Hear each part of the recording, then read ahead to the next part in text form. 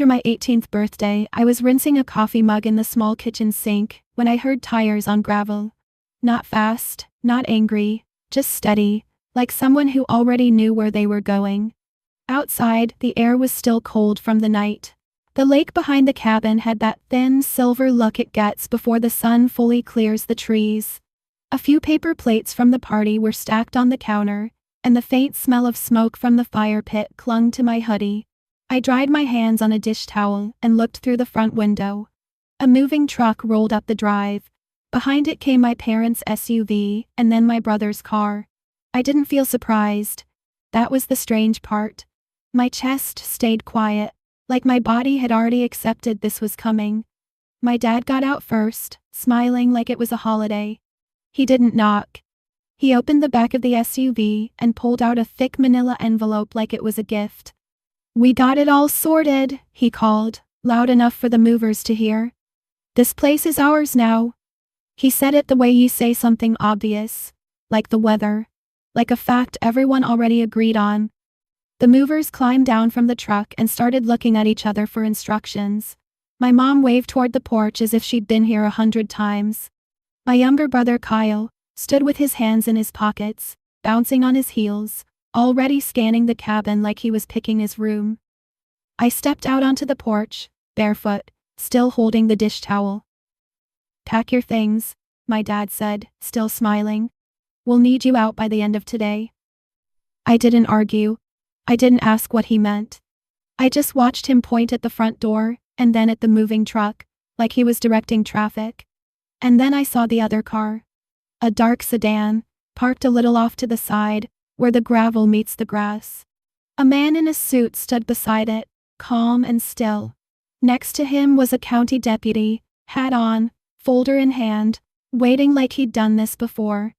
No one in my family noticed them yet. They were too busy telling the movers what to lift first. I stayed on the porch, quiet, and let that moment stretch. Because the night before, while everyone laughed and ate cake in the living room, I had stepped away for less than 2 minutes and pressed one button on my phone. Just one. And now, there was a deputy standing in my driveway.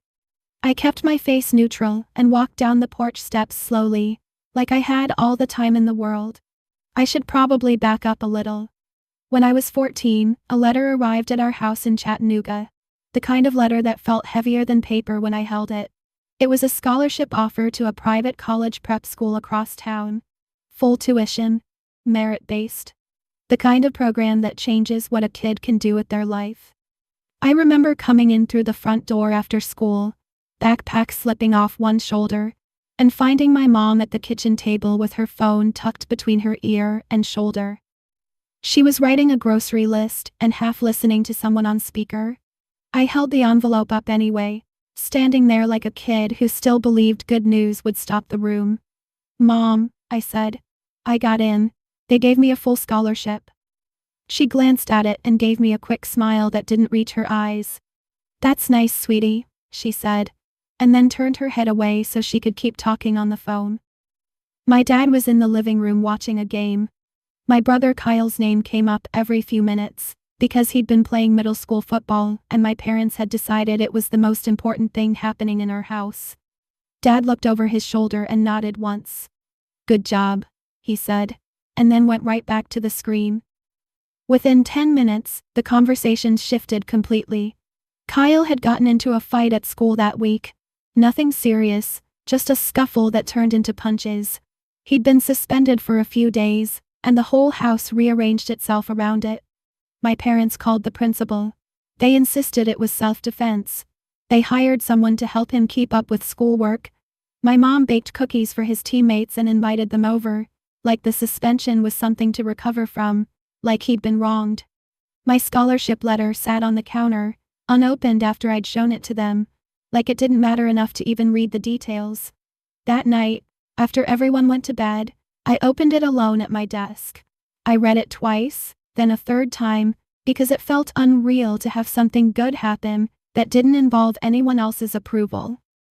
I framed that letter myself with a cheap frame from a craft store and hung it on my bedroom wall. Not for attention, mostly so I wouldn't gaslight myself later into thinking it hadn't happened. That was the first time I understood something clearly. My wins were expected. Kyle's problems were treated like emergencies. The second time it hit me was the following year. Kyle was 15 and had one of those expensive bikes my parents bought him after a good season. He was riding around the neighborhood with friends, showing off, and he clipped a neighbor's parked car, scratched the side, dented the panel. Enough damage that a real repair would cost a couple $1,000. I watched it happen from the front yard. I heard the metal scrape. I saw his face go pale for half a second, and then I saw him recover, because he knew what came next. My parents drove over, apologized, and wrote a check on the spot. And then, later that week, they took him to a bike shop and upgraded him to a better one. They said it was a lesson about responsibility. But when I was younger and knocked over an old ceramic bowl my mom kept from her childhood, I got grounded for weeks. No phone, no friends. A long lecture that somehow turned into a conversation about how careless I was. Kyle didn't lose anything, he gained something. That's when I stopped sharing good news in real time. Not because I wanted pity, because I didn't want to keep offering parts of myself to a room that wouldn't hold them. I learned how to be quiet, how to handle my own feelings, how to plan in my head without asking permission. And that's the kind of kid my grandparents paid attention to. The cabin came into my life the way safe places usually do. Slowly. Quietly. Like something you don't realize you've needed until you're already breathing differently. My grandparents, Warren and Evelyn Hale, lived about an hour and a half outside the city, up near the edge of a lake and a stretch of dense woods. It wasn't a fancy place, it was solid, hand-built, cared for, practical. The kind of cabin where everything has a reason and nothing is there just to look pretty. Weekends there felt like stepping out of noise. The drive up was always the same. The last 15 minutes on a narrow road, the trees closing in, the signal dropping out. Gravel under the tires. That little moment when the cabin roof shows through the branches and your shoulders drop without you thinking about it. My grandfather always had something to do. Fixing a section of the porch where the boards had started to soften. Patching a spot on the roof where rain got in during storms. Replacing a hinge. Splitting wood. Cleaning out the gutters. He didn't hover over me. He just handed me a tool and waited for me to figure out what came next. If I did it wrong, he didn't scold. He'd show me once, calm and steady, and then let me try again. My grandmother cooked like she was feeding people she actually liked. Stew that simmered all afternoon. Cornbread that came out warm and heavy. Coffee that tasted like it had been made 1,000 times in the same pot. At night, the cabin was quiet in a way our house never was. You could hear the lake if the wind was right. You could hear the wood settle. You could hear yourself think. As they got older, I spent more time there. At first it was helping with small things. Carrying groceries, reading mail when my grandfather's eyes got worse, driving them into town for appointments, sitting with them when the weather turned bad. They never made a show of it. They'd just say thank you, like it mattered. And it did. One night, late in the fall, my grandfather was sitting in his chair by the fireplace. The fire was low. My grandmother had gone to bed early. He stared at the flames for a long time before he spoke. "Your dad," he said without heat in his voice. "He doesn't handle money well." He didn't say it like a complaint, more like an observation. "And your uncle?" he added, meaning my dad's older brother. "He's always chasing the next thing. Always sure the next deal will fix the last one." He paused, then looked at me like he was measuring something. "You're steady," he said. "You finish what you start." I didn't answer. I just listened. Then he said, "This place is going to you. All of it. The cabin, the land, the accounts. It's decided." He didn't ask how I felt about it. He didn't give a speech. He just stated it like he was putting something in the right hands. I remember the weight of that moment more than the words. Because it wasn't just property, it was trust. When they both passed within a year of each other, it didn't feel dramatic. It felt like the world quietly shifting and not asking if I was ready. The will was read in a lawyer's office downtown. The documents were clean, specific. No confusion. Everything went to me. Not split, not shared, not to the family, to me. After that, the way my family talked about the cabin changed. At first they acted sad, then they acted practical. Then they started acting like the cabin was a family place, which is a phrase people use when they want access without responsibility. They started showing up more. My dad would come with maintenance suggestions. My mom would walk through rooms and talk about what should be updated. Kyle would take pictures of the lake and talk about how good it would look on social media. My uncle would pace the property line with his phone in hand, reading out numbers from listings, making comments about what nearby places were selling for. The conversations always drifted to the same point: how much it was worth, how hot the market was, how smart it would be to sell. They said it like they were protecting me from a burden, but they never asked what the cabin meant to me, not once. And by the time I turned 17, I already knew I'd have to protect it the way my grandparents protected it. Quietly, legally, completely. The attorney my grandparents trusted was named Daniel Mercer. His office smelled like paper and old coffee, and everything on his desk was stacked neatly, like he didn't believe in chaos. A few weeks before my 18th birthday, I sat across from him and listened while he explained the plan again. An irrevocable trust. The cabin deed transferred in, the land included, the accounts funded into it. Me as sole trustee. It was clean, it was allowed, it was final. He didn't try to scare me, but he didn't soften it either.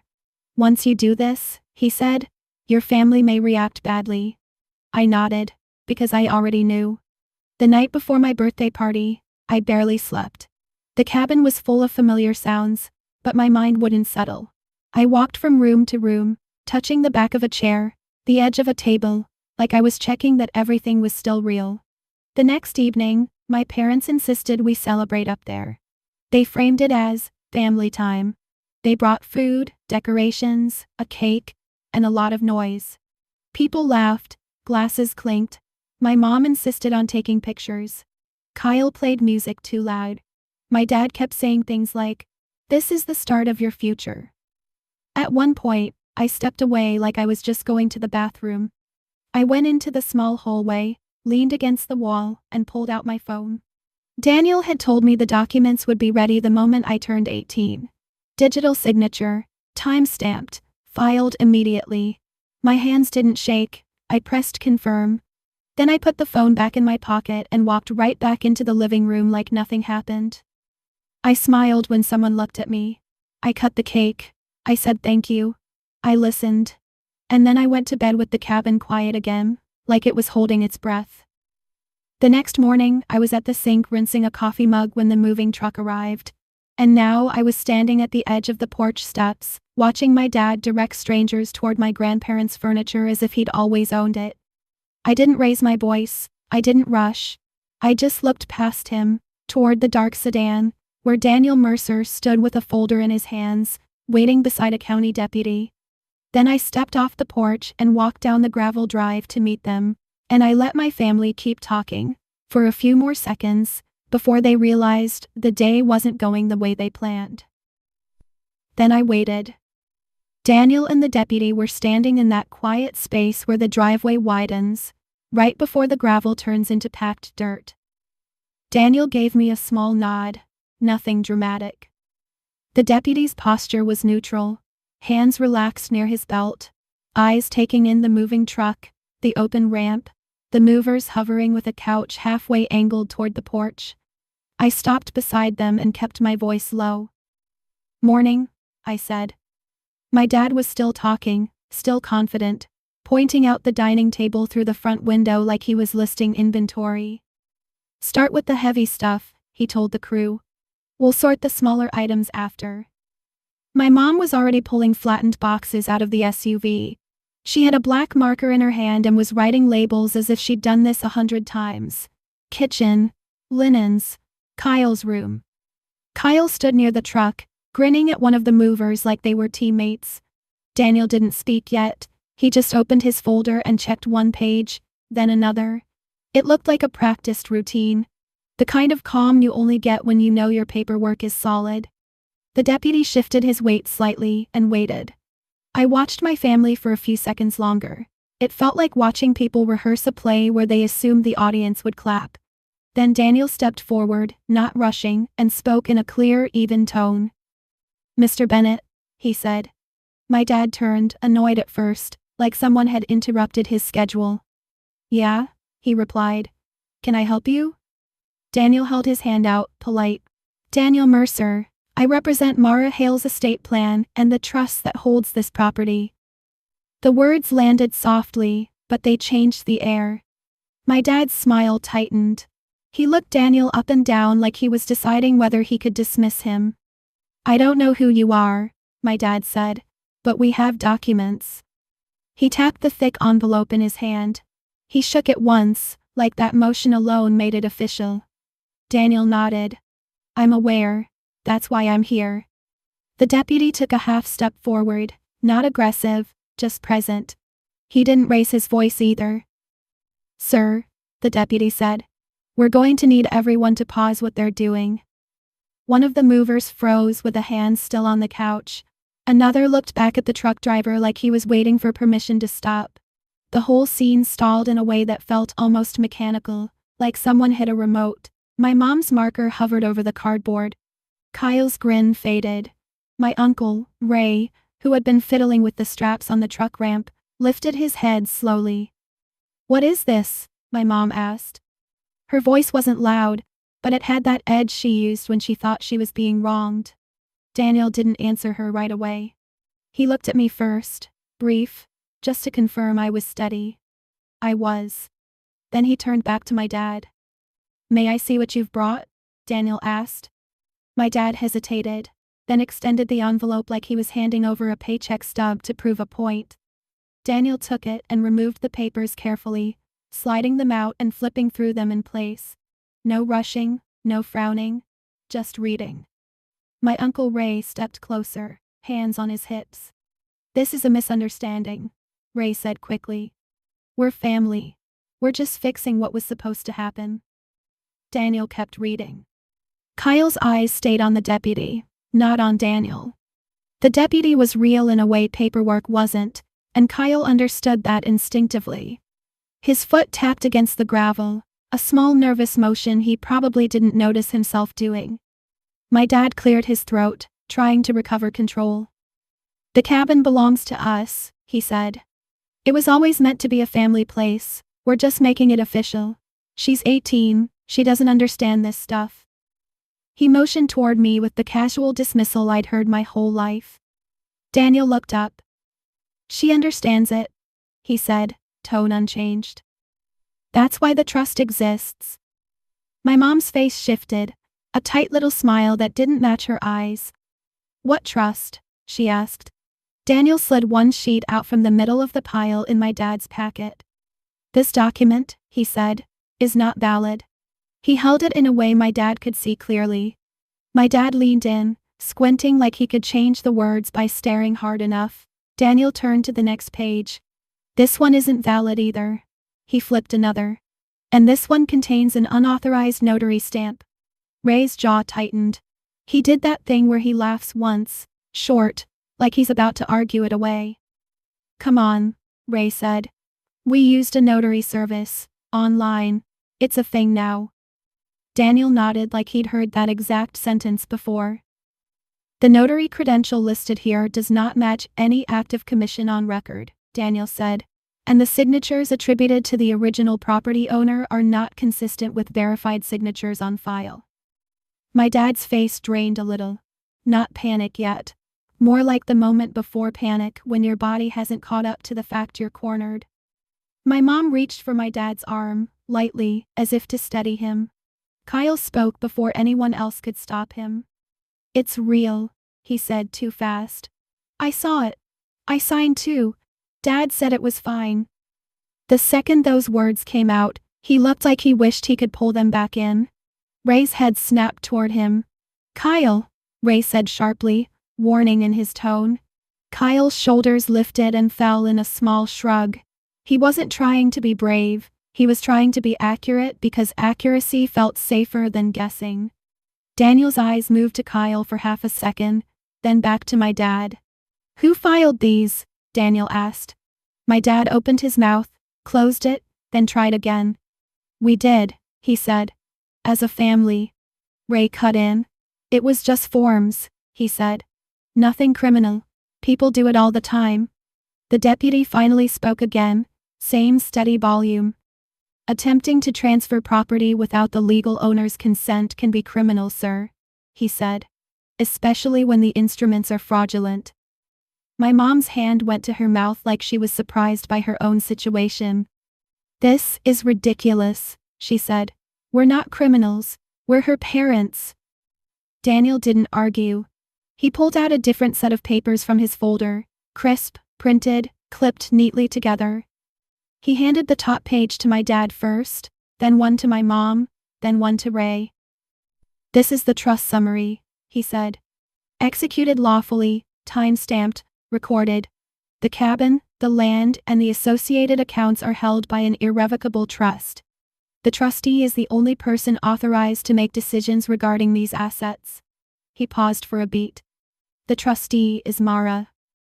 That was the first time my mom looked directly at me that morning. Not like a parent. Like someone measuring what they could still get. My dad's hands shook slightly as he read. He tried to hide it by gripping the page harder. "This can't be right," he said. "She can't do that without us." Daniel's tone stayed gentle, almost boring. "She can," he said. "She did." The mover stood frozen, eyes moving between the deputy and my family. The couch sat on the porch at an angle, one corner still wrapped in moving blanket. It made the cabin look like it had been caught mid-breath.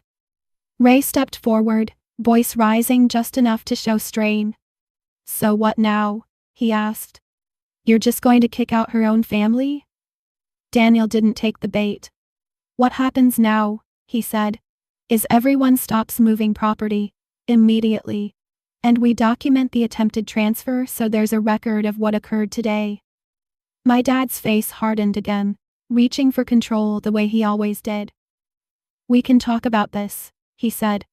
"No need for law enforcement. We'll handle this privately." The deputy's expression didn't change. "This isn't a private situation anymore," he said. "You brought a moving crew onto someone else's property and directed them to remove items. That's why I'm here." My mom's voice went thin. "You called them?" she asked me. I didn't answer right away.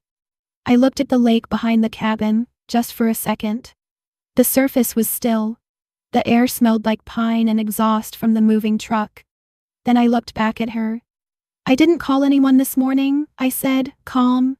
"I planned ahead." That was the first time my dad looked genuinely afraid. Not of losing the cabin, but of losing the narrative. Ray tried again, softer this time, like he was switching tactics. "Mara," he said, "you're being extreme. This is family. We're trying to help you manage something you don't understand." I nodded once, not agreeing, just acknowledging he spoke. Then I said, "I understand it." The deputy cleared his throat.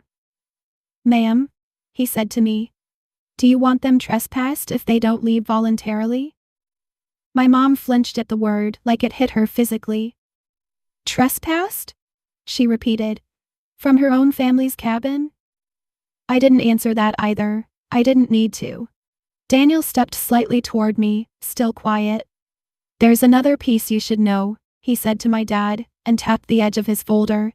"This isn't only about stopping today's removal." My dad stared at him. Daniel pulled out a second document, separate from the trust summary. It had a bold header and a court seal printed at the top. He didn't wave it. He didn't dramatize it. He simply held it like a fact. "This," Daniel said, "is a notice prepared for filing if necessary. It outlines the attempted fraudulent transfer and requests immediate protective measures." Ray's mouth opened, then closed. He shifted back a step. Kyle sank down onto a taped box near the truck ramp, elbows on his knees, staring at the gravel like it might tell him what to do. My dad's voice turned small without him meaning it to. "Why would you do this?" he asked me. after everything we've done for you?" I didn't argue. I didn't list examples. I didn't defend my childhood in the driveway. I just said, "Because I know how this goes." Then I looked at Daniel. "Tell me what happens next," I said. Daniel nodded once. "Step by step," he said, and opened his folder wider. And that's where I let the morning slow down, because the next few minutes were going to decide how the rest of this would work. I put my phone face down in my pocket and listened. Daniel didn't move quickly. He didn't need to. He held his folder open against his forearm like a clipboard and looked at the deputy first. "Deputy, if you don't mind," he said, "I'd like to state on record what we're responding to." The deputy nodded and stepped half a pace to the side, giving Daniel the space. Daniel raised his voice only enough for everyone to hear, including the movers. "At approximately 9:15 this morning," he said, "a moving crew arrived at this property under the direction of Mr. and Mrs. Bennett and Mr. Ray Bennett, with the stated intent to remove furniture and personal property from the cabin. They presented documents claiming authority to transfer title or control of the property." He paused and looked at my dad. "My request," Daniel said, "is that all activity stops immediately while we document this and issue formal notice." My dad tried to interrupt. "Daniel," he said, using the name like familiarity might soften the situation. "We can handle this. We don't need it recorded." Daniel didn't argue the point. He just kept going. "The cabin and land," he said, "are held by the Hale Family Irrevocable Trust, executed and funded yesterday at 7:43 p.m., upon the trustee reaching legal age. The trustee is Mara Hale." He said my name like it was the simplest part of the sentence. My mom made a sound in the back of her throat, half disbelief, half anger. "That's insane," she said. "She signed it at a birthday party?" I didn't look at her. I looked at the movers. They weren't staring at me like I was powerful. They were staring at the deputy and the court seal and thinking about their job and whether they'd get paid. One of them quietly set his tape gun down on the truck's bumper. Another stepped back from the porch, hands open like he didn't want to be involved. Daniel glanced at the moving crew. "Gentlemen," he said, "you're not in trouble. But I need you to stop moving items until the deputy clears you to leave." The driver nodded quickly. "Yes, sir," he said. That was the first shift. Not emotional. Practical. Everything paused because a third party had spoken. My dad noticed it too. His eyes narrowed as he watched the crew disengage from his instructions. He hated losing control in front of strangers. He turned back to me. "You called a lawyer and a deputy on us," he said. I kept my voice even. "I called a lawyer weeks ago," I said. "I didn't call anyone this morning." My mom stepped forward, the marker still in her hand like a prop she forgot to put down. "This is a misunderstanding," she said, and her tone changed into that softer, persuasive voice she used with teachers and neighbors. "We're not trying to take anything. We're trying to make sure she's protected." Daniel answered before I did. "She is protected," he said. "That is literally what this trust does." Ray scoffed. "And what?" he said. "She's just going to live up here alone? A kid? With property taxes and repairs and all that? She needs us involved." Daniel nodded like he'd heard the argument already too. "That's a family conversation," he said. "It's not a legal one." Then he turned to the deputy. "Deputy, would you like to see the trust documents and recording confirmations?" Daniel asked. The deputy held his hand out. Daniel passed over a printed packet, clipped with a cover sheet. I saw the timestamp printed in the corner and a reference number beneath it. Daniel had also brought a separate sheet, a confirmation from the county recorder's portal. A small thing, but it mattered. The deputy looked down and read slowly, then glanced up at me. "Ms. Hale," he said, "you're the current authorized trustee and legal controller of this property?" "Yes," I said. He nodded once and looked back at my father. "Sir," he said, "at this point, you do not have authority to direct removal of anything from the cabin." My dad's jaw tightened. "We're her parents," he repeated. like it was a key that should open the door. The deputy's voice stayed flat. Parents don't override property law, he said. Not when the owner is an adult. Kyle made a small sound from the box where he was sitting. He rubbed his palms on his jeans, looking like he was trying to erase what he'd done. My dad looked at Kyle. Get up, he snapped, then caught himself and softened. Kyle, come here. Kyle didn't move right away. He glanced at my mom, then at Ray, then at me, like he was trying to figure out which version of reality to stand in. Daniel noticed, but he didn't address Kyle directly. He turned to my dad and held up the packet of documents my dad had tried to use. Let's talk about these, Daniel said. He pointed to a section. This signature line, he said, purports to be Warren Hale's signature. It is not. Ray opened his mouth, but Daniel continued without raising his voice. The notary stamp, he said, lists a commission number that does not exist. The service name referenced here is not registered with the state's remote notarization directory. My mom blinked hard. We didn't forge anything, she said quickly. We used an online notary. Ray handled it. He said it was legal. Ray stiffened. I didn't forge anything, he said, defensive. I followed the instructions. It was a website. Daniel nodded. I'm sure you did what you believed was the easiest route, he said. The issue is that the route you took is not valid, and it crosses into criminal exposure when it's used to attempt a transfer you're not authorized to make. My dad's face reddened. Criminal, he repeated, like the word offended him more than the act itself. The deputy spoke again, still calm. Title fraud is a real charge, he said. And bringing a moving crew to remove property from a place you don't control can create additional issues. My mom's hand went to her throat. This is humiliating, she said, quieter, and then she looked at me like I had arranged it purely to punish her. In front of strangers. I didn't respond to that. I watched Daniel pull out a small thin notebook from his inner jacket pocket and write something down. Not dramatic. Just documentation. Times, statements, who said what. Then he turned to me. Mara, he said. I want to keep this clean. If you want them off the property today, we do it in the simplest way. I nodded. What's the simplest way? I asked. Daniel's voice stayed steady. Step 1, he said. The deputy gives a clear instruction to leave and not remove anything.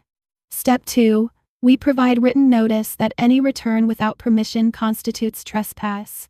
Step 3, we document what's already happened, including the attempted transfer documents, so there's a record if they escalate later. He said it like a checklist, not like revenge. I looked at my family while he spoke. My dad was staring at the trust summary, eyes moving fast, trying to find a loophole. My mom kept swallowing, blinking like she was trying not to cry. But the emotion wasn't grief. It was shock at losing control. Ray's hands were clenched at his sides. He looked like someone whose plan had collapsed and was searching for a way to blame someone else for it. Kyle was still on the box. He didn't look angry. He looked small. My dad looked up at me. You planned this, he said. You set us up. I kept my voice level. I protected it, I said. That's all. My mom tried another angle, softer again. Mara, she said. Honey, just talk to us. We can fix this. You don't need a trust. We can all be on the deed together. That's fair. Daniel's gaze moved to her, then back to me, waiting to see if I wanted to speak. I didn't. Not yet. Because the truth was, I had already talked to them. For years. In 100 small ways. It never changed anything. I turned to the deputy. Deputy, I said. I want them to stop the removal and leave today. No arguments, no bargaining. The deputy nodded once. He faced my dad, speaking clearly. Sir, he said. You need to instruct your moving crew to stop and begin packing up.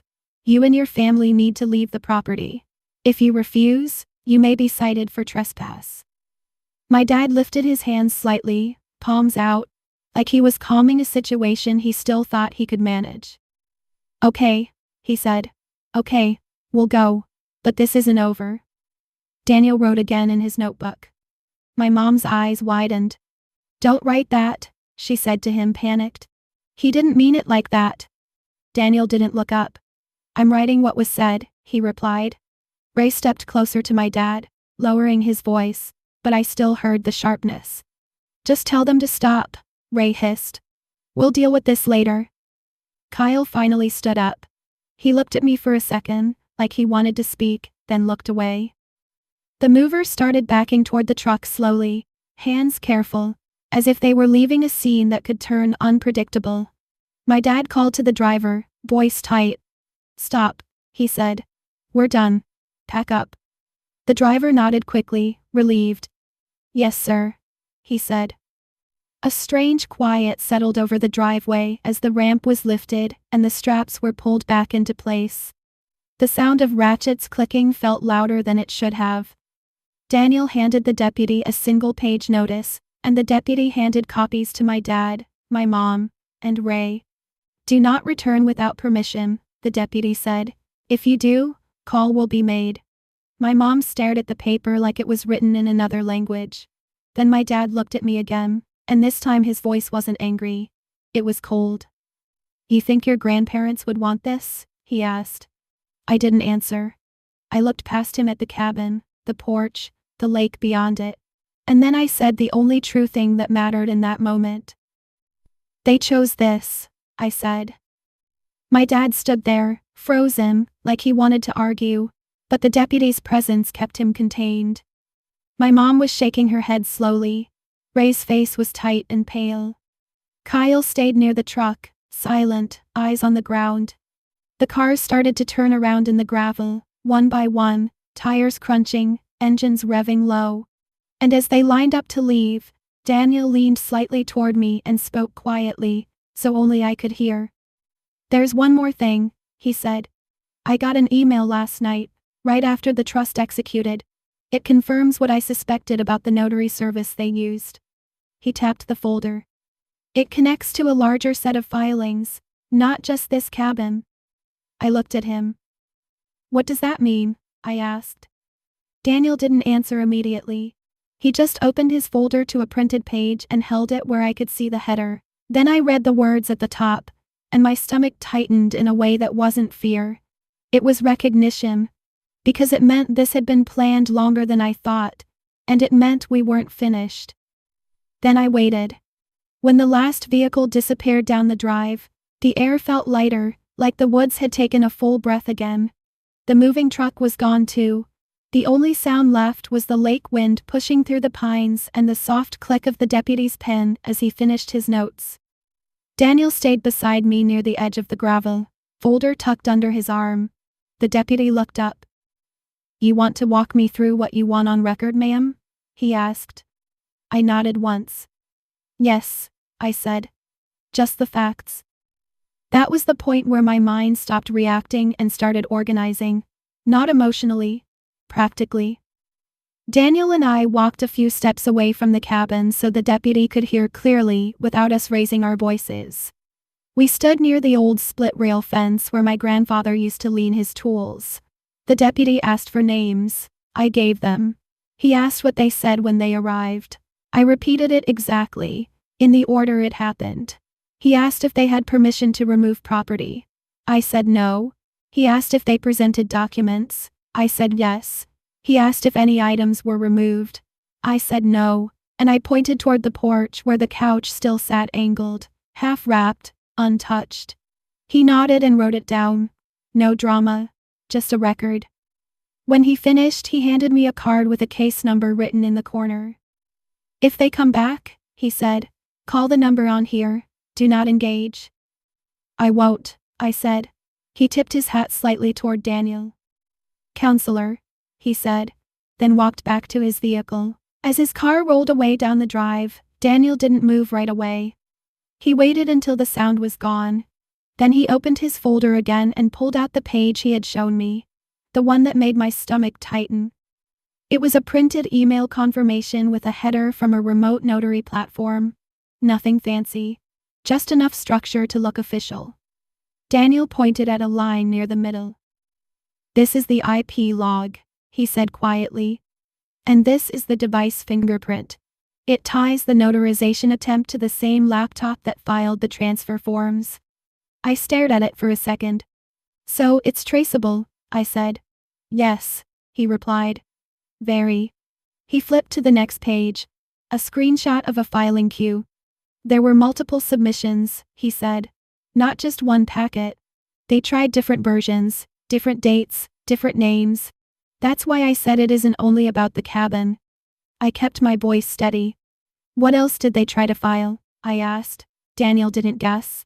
He didn't speculate. He tapped the page. "Two things that matter," he said. "First, a lien-style instrument that would cloud the title. Second, a claim of shared interest, like a backdated agreement. Both were rejected, but the attempts exist." I felt a cold clarity settle in. They were not just showing up with a moving truck. They were trying to build a paper trail that would make me fight for years. I looked toward the cabin. The windows reflected trees and sky like nothing in the world had changed. Then I looked back at Daniel. "Okay," I said. "What do we do now?" He held my gaze and nodded like he'd been waiting for that exact question. "This is the strategic shift," he said. "Not emotional, procedural." He paused, then spoke slowly, making it easy to follow. "Step 1, he said. "We lock down access. New locks today, gate code if you want it. No spare keys floating around." I nodded. "I'll handle that," I said. "Step 2, he continued.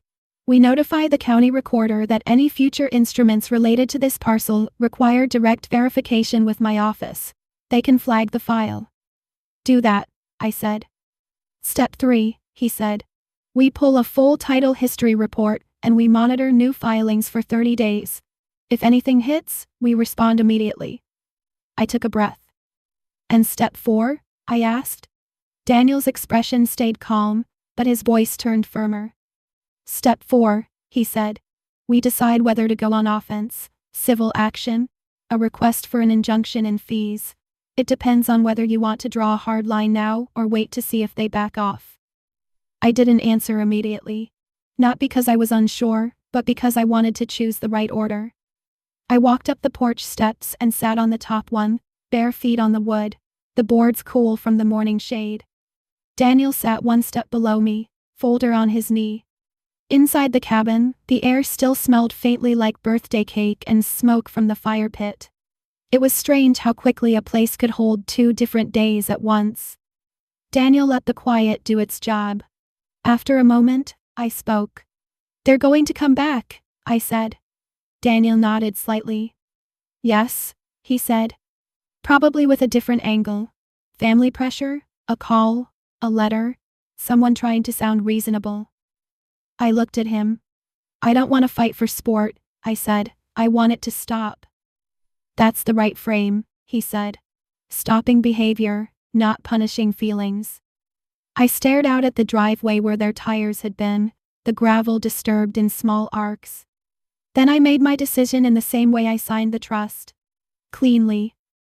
"File what you need to file," I said. "I want formal boundaries. I want it documented. If they try again, I want consequences to be automatic." Daniel didn't smile. He just nodded like a professional. "Understood," he said. He pulled out his phone and opened his notes. Not to text, not to posture, just to log the next actions. "I'll draft a cease and desist today," he said. "I'll also prepare the petition for protective relief. We can hold it unless needed, but I'd rather have it ready." I nodded. Then he looked up. "One more thing," he said. "I need to ask you something, and it matters." "Go ahead," I said. "Do they have any of your documents?" he asked. "Birth certificate, social security card, anything they could use to impersonate you?" I didn't like how practical that question was, and that's why it mattered. I thought for a second.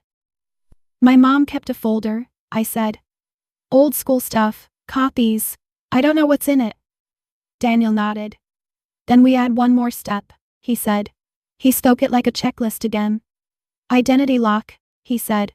"Credit freeze, password changes, bank alerts, We close the doors, they might try next. I looked down at my hands, then back up. Okay, I said. Tell me what to do first. Daniel shifted the folder and opened to a blank page. First, he said, we write down every account and login you can think of. Then we change the email recovery settings. Then we freeze credit with all 3 bureaus. After that, we call your bank and add verbal passwords. I listened and nodded, absorbing it like instructions for a repair job. Then my phone buzzed once in my pocket. I didn't pull it out right away. A second buzz followed, then a third, close together. Daniel glanced at me, then away, giving me space. I pulled the phone out and looked at the screen. It was my mom. 3 missed calls. Then a text appeared under them, short and sharp. We need to talk. Call me now. I stared at it for a moment, then set the phone face down on the porch step beside me. Daniel watched me quietly. I didn't feel angry. I felt organized. Because now I knew what was coming next, and I knew exactly how I was going to handle it. Then I stood up, walked inside the cabin, and reached for the old landline mounted on the kitchen wall. It hadn't rung in years, but I had a feeling it was about to. Then I waited. The landline rang about 10 minutes later. It wasn't loud, just a sharp, old-fashioned ring that cut through the quiet like it had been waiting for a reason to exist again. Daniel looked up from the porch table where he was sorting papers, and I stood in the kitchen doorway for a second, letting the sound repeat. I didn't rush. I picked up the receiver on the second ring. Hello, I said. My dad's voice came through, tight and controlled, like he was trying to sound calm for someone listening. We're not doing this over the phone, he said. You need to come down to town, now. I kept my tone even. I'm not coming anywhere, I said. A pause. Then my mom's voice, cutting in fast. Mara, please, she said, and she sounded like she was already crying, but I knew that voice. It was her public voice, the one she used when she wanted to be seen as the reasonable person. This is a misunderstanding. You embarrassed us. You scared Kyle. You had a deputy here like we're criminals. I didn't correct her. I didn't defend myself. I just said, you brought a moving truck. My dad came back on. We brought help because you don't understand what it takes to maintain a place like that, he said.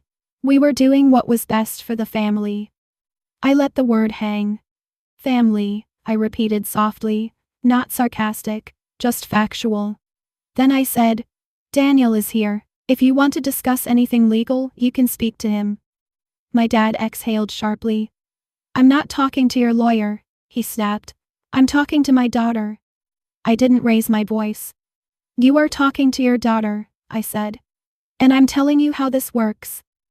There was a long pause. I could hear someone in the background, maybe Ray, talking low. My mom said something muffled like she was urging my dad to stop. Then my dad's tone shifted to something colder. Do you have any idea how this looks? He asked. Your grandparents are gone. That property should have stayed in the family. People will talk. You've made us look like thieves. I kept my voice flat. You arrived to take furniture, I said. That's what happened. My mom's voice returned, softer, pleading. Honey, we were going to help you, she said. We were going to manage it until you're older. You're 18. You don't know anything about taxes or insurance or how to handle a property. You're going to lose it anyway if you don't let us step in. I listened. I didn't interrupt. Silence is useful when someone is trying to build a story. When she finished, I said, I hear you. Then I added, the trust is in place. That decision is final. My dad laughed once, sharp. So you're cutting us out, he said. That's what this is. No, I said. I'm setting rules. He didn't like that. Rules meant he couldn't argue feelings. This is ridiculous, he said. You can't just hide behind paperwork. We're your parents. I looked at Daniel through the open doorway. He was still on the porch, calm, pen in hand, writing down times and statements. Not because he was dramatic, because he was precise. Then I spoke into the receiver. Dad, I said, I'm going to be very clear. You do not have permission to come back to the cabin. If you show up again without permission, I will call the deputy. My mom made a small gasp. You wouldn't, she said, like she was talking to a younger version of me. I will, I said. My dad's voice rose, not shouting, but sharp. You're letting that lawyer poison you, he said. Your grandparents would be ashamed. That line was meant to pull me back into the old pattern. Guilt, obligation, confusion. It didn't land. I kept my tone calm. My grandparents chose me for a reason, I said. And I'm honoring that choice. Another pause. Then Kyle's voice came through, quieter, like someone had taken the phone from my parents without permission. Mara, he said, and he sounded scared. I didn't know. I swear I didn't know it was illegal. Dad said it was just paperwork. I closed my eyes for a second, not because I was overwhelmed, but because I wanted to answer him carefully. I believe you, I said. That's why you need to stop signing anything anyone puts in front of you. If someone asks you again, you say no, and you walk away. He breathed out, shaky. They're mad at me, he said. Ray's mad. Dad's mad. Mom keeps crying. I didn't respond to that part. I kept it simple. Kyle, I said. I'm not trying to ruin your life. I'm trying to protect mine. Those can both be true. He was quiet, and then I heard my dad in the background, angry, taking the phone back. This conversation is over, my dad said into the receiver. You can expect to hear from our attorney. I didn't argue. Okay, I said. Send everything to Daniel. My dad hung up. The line went dead, and the cabin fell back into quiet. I set the receiver down gently, not slamming it, and walked out onto the porch where Daniel was waiting. He didn't ask how I felt. He didn't need to. He just lifted his eyes. They said they'd get an attorney, I told him. Daniel nodded. That's common, he said. Sometimes it's real, sometimes it's a bluff. I sat at the porch table across from him. The wood felt rough under my fingertips. The air smelled like pine and cold lake water. What do you need from me? I asked. Daniel slid a yellow legal pad toward me. I want you to write down a few things, he said. Not emotions, facts. He tapped the top of the page with his pen. Dates of visits, he said. What they said about selling. Any texts about sharing or splitting proceeds. Any mention of paperwork before today. Anything you saved. I nodded and started writing. Not fast, just steady. As I wrote, my phone buzzed again on the table. This time it wasn't my mom. It was a number I didn't recognize. A voicemail icon appeared right after, then a second missed call. Daniel looked at the screen once, then back to me. Don't answer unknown numbers today, he said quietly. Let it go to voicemail. I let it ring. When it stopped, a text came through from the same number. This is Attorney Fields. Please call me regarding your family's property situation. Daniel reached for the phone, not taking it from me, just leaning close enough to read. His expression didn't change, but his voice turned slightly more focused. Good, he said. Now we have a clear channel. He pulled his own phone out and took a photo of the text for his records. Then he looked at me. This is the controlled setting, he said. We don't debate, we define reality, we respond in writing. I nodded. How do you want to handle it? I asked.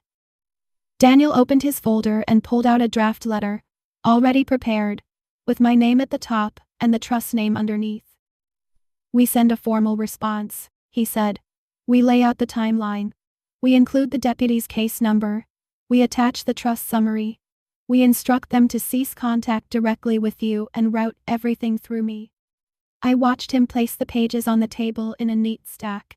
Then he added, almost casually, and we request preservation of evidence. I looked up. What evidence? I asked. Daniel met my eyes. The device used for the notary attempts, he said. The emails, the online accounts, the drafts. Anything they delete after today can be interpreted the wrong way for them. He paused, then spoke in the same calm tone. It's not about revenge, he said. It's about making it harder for them to rewrite what happened. I nodded once. Do it, I said. Daniel started writing notes on the top of the draft, clean and tight.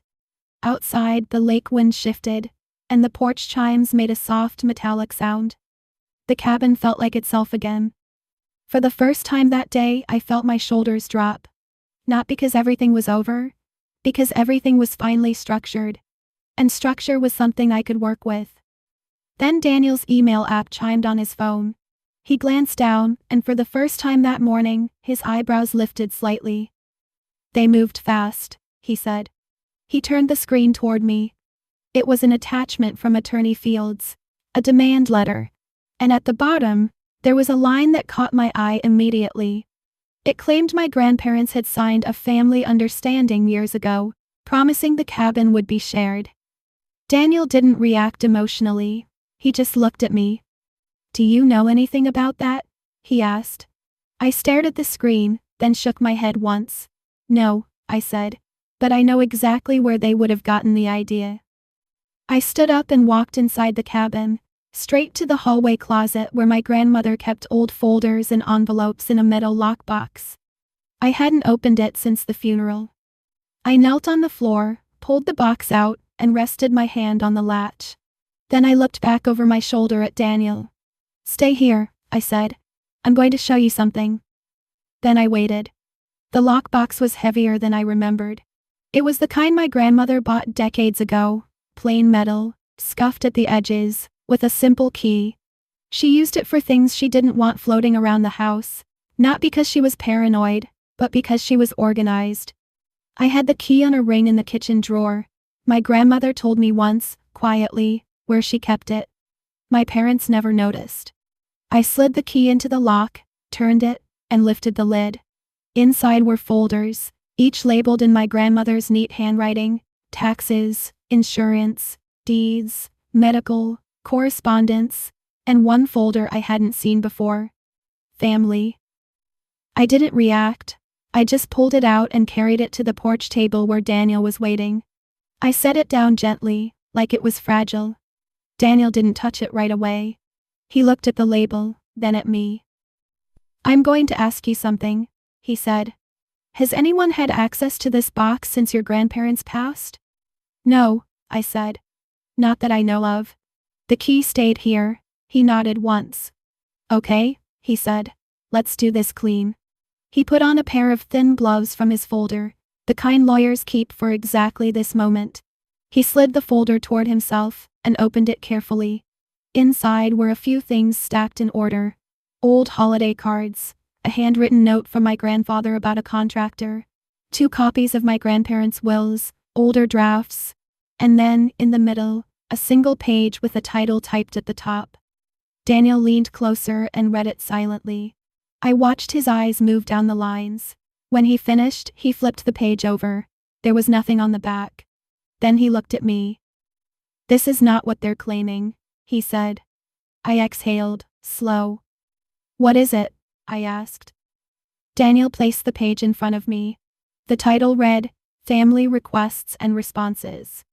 It wasn't a contract, it wasn't a promise, it was a memo, a record. My grandfather had typed it, dated it, and signed it at the bottom. The first entry was from 2 years earlier. My dad had asked in writing about adding family members to the cabin deed for simplicity. Underneath, my grandfather's response was short and direct. No. Then another entry. My Uncle Ray asking about selling a portion of the land while the market is strong. Response: no. Then a third entry. My mom asking if the cabin could be used as a shared family vacation property with a rotating schedule.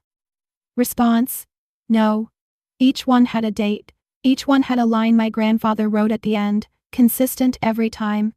This cabin is to remain intact. It will transfer to Mara upon our passing. This is not a family asset. I felt my jaw tighten, not in anger, in certainty. Daniel tapped the bottom of the page. They're trying to turn this into a family understanding, he said. But this is the opposite.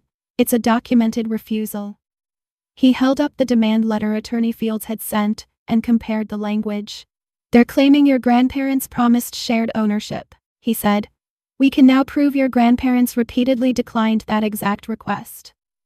I nodded once. That's why they acted so confident, I said. They assumed there was something in here they could twist. Daniel's expression stayed calm. Or they assumed you wouldn't look, he said. He continued sorting through the folder. He found a second page, handwritten in my grandmother's pen. It listed 2 names, one after the other, with short notes beside them. Gary tries to guilt. Ray tries to rush. Daniel didn't comment. He just quietly photocopied it with his phone camera, saving it to the case file. Then he found something else. A small envelope, unsealed, with my name written on it in my grandmother's handwriting. Daniel didn't open it.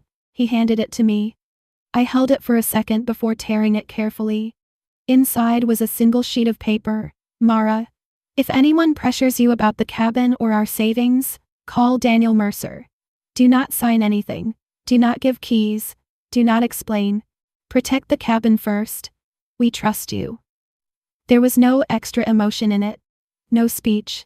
Just instructions. I stared at it for a moment, and then set it down on the table. Daniel watched me quietly. This letter, he said, is gold. I nodded.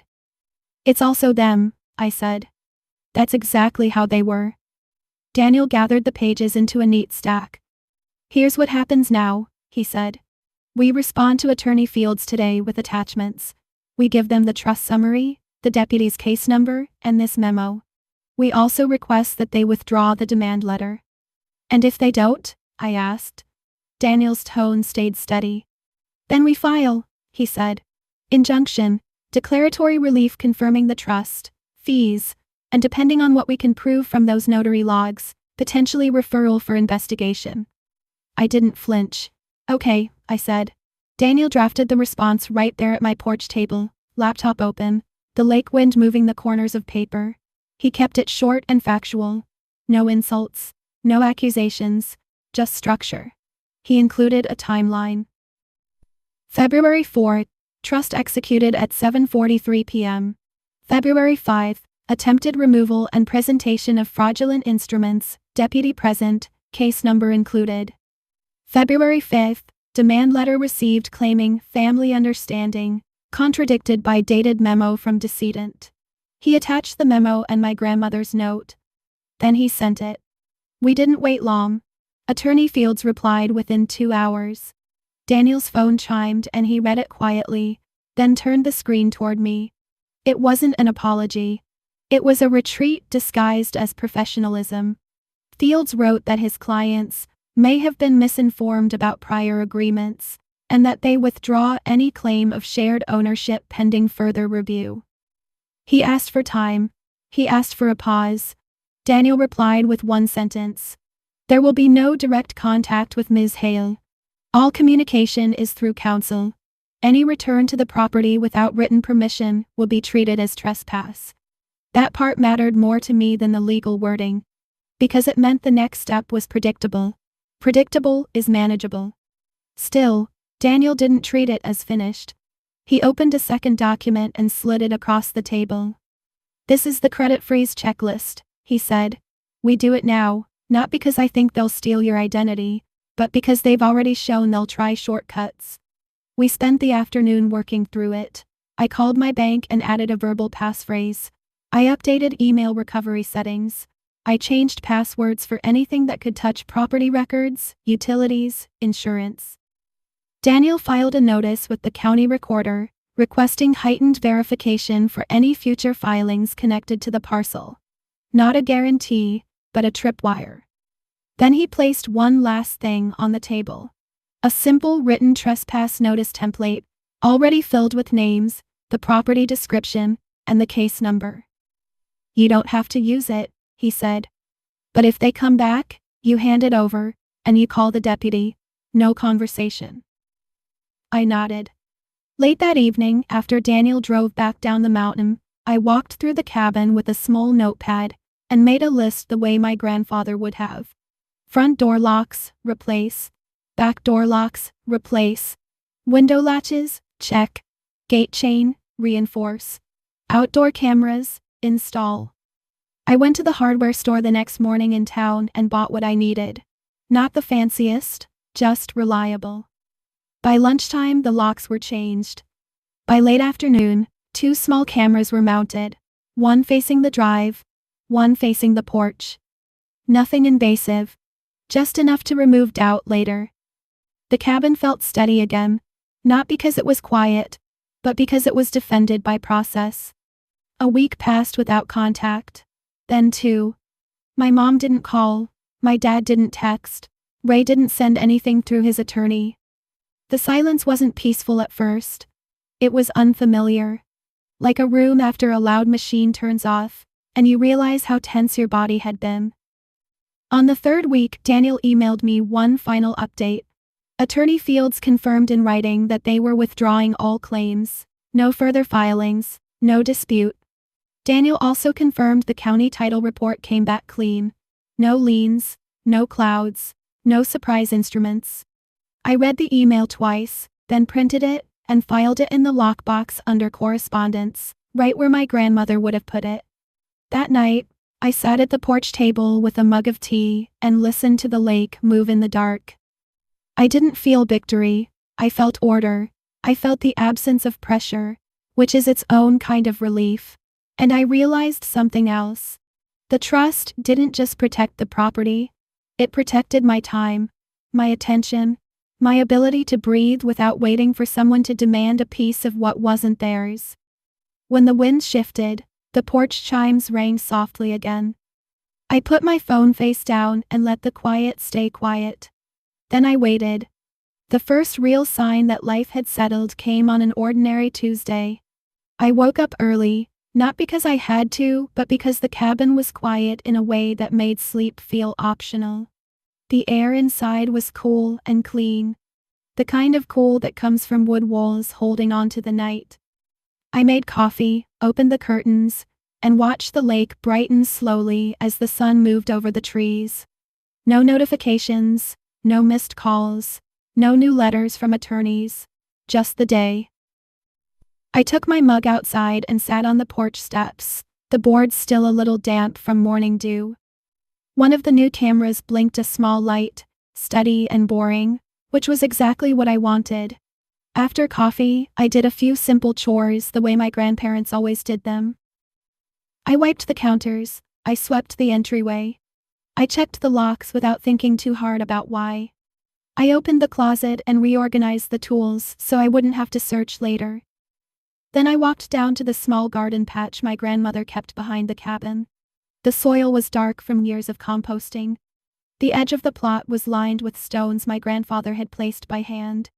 I knelt down and pulled a few weeds, slow and steady. The smell of dirt was grounding. My hands got dusty. I didn't mind. I planted 2 rows of herbs where my grandmother used to grow them. Nothing complicated. Basil, rosemary, a little thyme. When I finished, I rinsed my hands at the outdoor spigot and stood there for a minute, listening.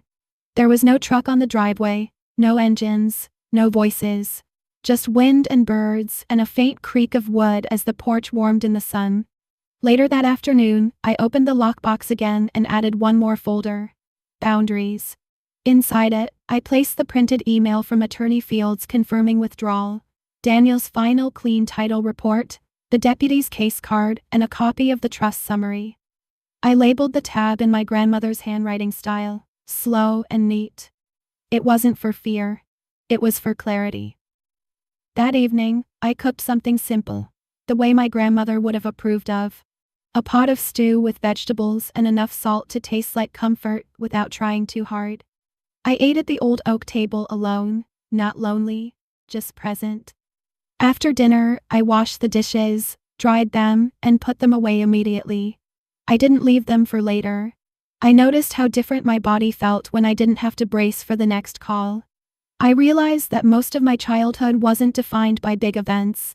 It was defined by the constant expectation that I'd adjust, accommodate, shrink, or explain. Up here, I didn't have to. I could make decisions and follow through. I could be quiet without being punished for it. Over the next few weeks, I fell into a rhythm. Mornings, coffee, a short walk along the tree line, a glance at the driveway camera, then I moved on. Afternoons, small repairs, organizing, maintenance that made the cabin stronger. Evenings, reading, tea, the fire if it was cold, early sleep. It was a life built out of calm choices, not excitement, not revenge, just stability. I heard small updates through the grapevine, the way you do in towns where people know each other. My Uncle Ray took contract work farther south for a while. Nothing steady, just chasing checks. My dad picked up extra hours. My mom stopped posting family photos online. Kyle finished the school year quieter than before, still playing football, but without the loud confidence he used to have. No one reached out to apologize. No one asked to rebuild anything. At first, that stung in a distant way. Then, it stopped mattering. Because what I wanted wasn't an apology that would dissolve the moment it became inconvenient. What I wanted was predictable behavior. And I got it. One afternoon in early spring, I drove into town to pick up shingles for a small roof patch.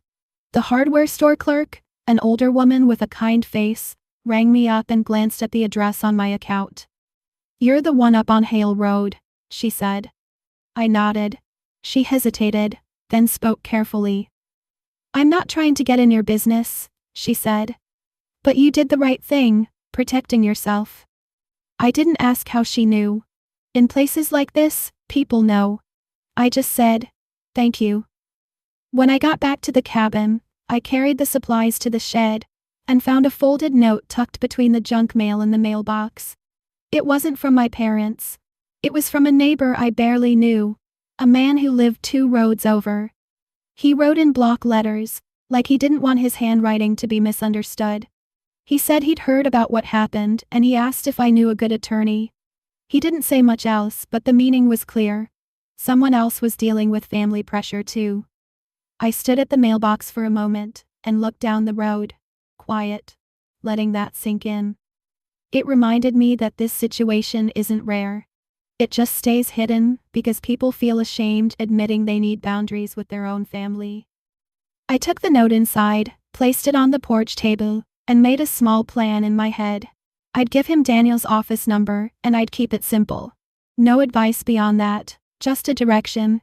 Because sometimes help isn't a speech, it's a contact name, a process, a next step. That night, I sat on the porch with tea again, watching the last light fade across the lake. The cabin didn't feel like a prize. It felt like a responsibility I could actually carry. And it felt like the first place in my life where the rules made sense. If you've ever